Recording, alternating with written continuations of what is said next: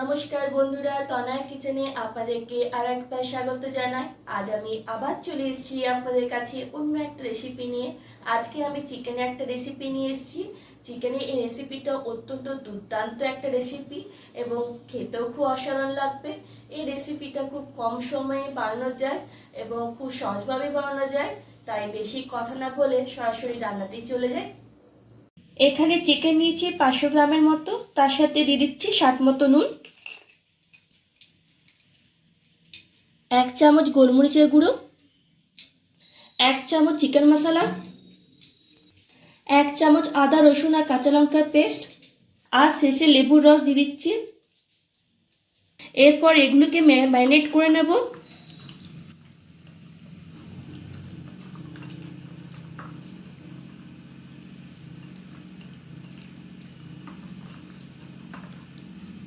Marinate করা হয়ে গেছে, এরপর আমি 10 মিনিটের রেস্ট অবস্থায় রেখে দেব। আমি এই সময় একটা শুকনো মশলা বানিয়ে নেব। তার জন্য লাগছে 1 চামচ গোটা ধনে, 2 চামচ গোটা জিরে, 1 চামচ মৌরি, 1 চামচ গোলমরিচ, একটা ছোট্ট সাইজের দালচিনি, 3টে ছোট এলাচ, একটা ছোট্ট সাইজের জয়ত্রী আর 3টে লবঙ্গ। এরপর এগুলোকে ড্রাই রোস্ট করে নেব।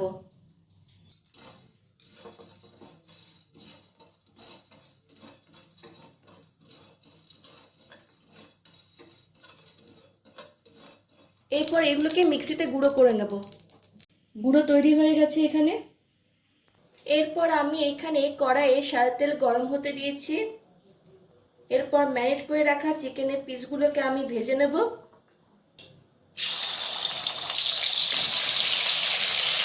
চিকেনের পিসগুলোকে আমি এপিট ওপিট করে দুদিকটা ভেজে নেব।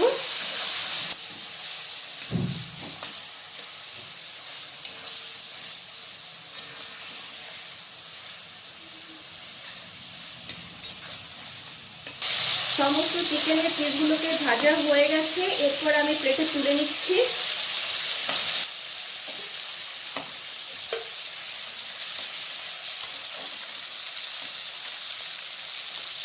এরপর চিকেন ভাজার তেলে দিয়ে দিচ্ছি পেঁয়াজ কুচি। পেঁয়াজ কুচিটাকে এখানে লাল লাল করে ভেজে নেব।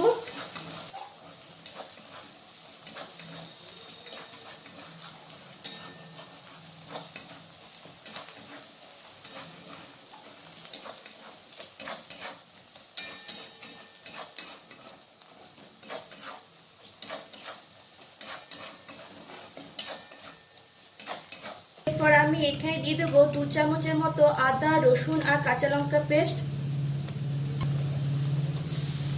এরপর এগুলোকে পেঁয়াজের সাথে ভালো করে ভেজে নেব।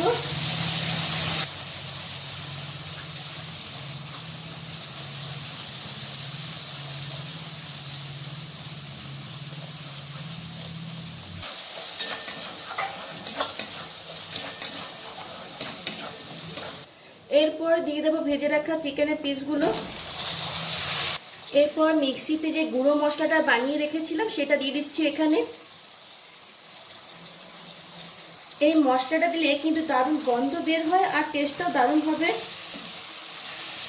তাই এই মশলাটাকে স্কিপ করবেন না।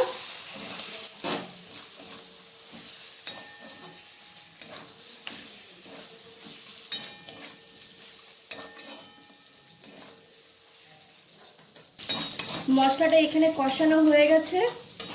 এরপর আমি এখানে দুধ দিয়ে দিচ্ছি।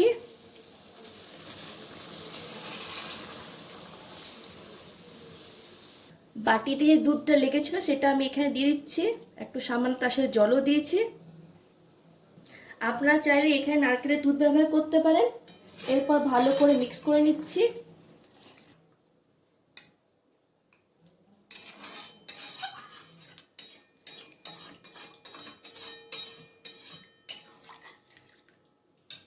আমি এখানে প্যাকেটের দুধ ব্যবহার করলাম, আপনারা চাইলে এখানে নারকেল দুধ ব্যবহার করতে পারেন।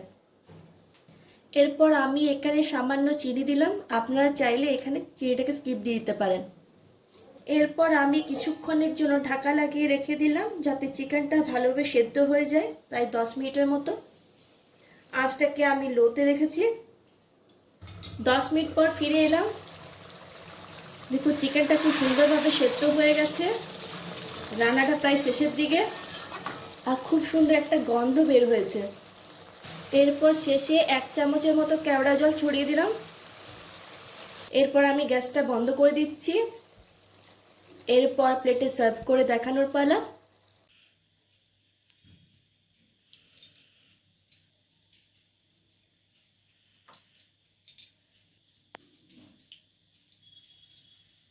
কি বন্ধুরা, কেমন লাগলো আমার আজকে এই রেসিপি? ভালো লাগলে ভিডিওটিকে লাইক আর শেয়ার করবেন, আর অতি অবশ্যই আমার চ্যানেলটিকে সাবস্ক্রাইব করবেন।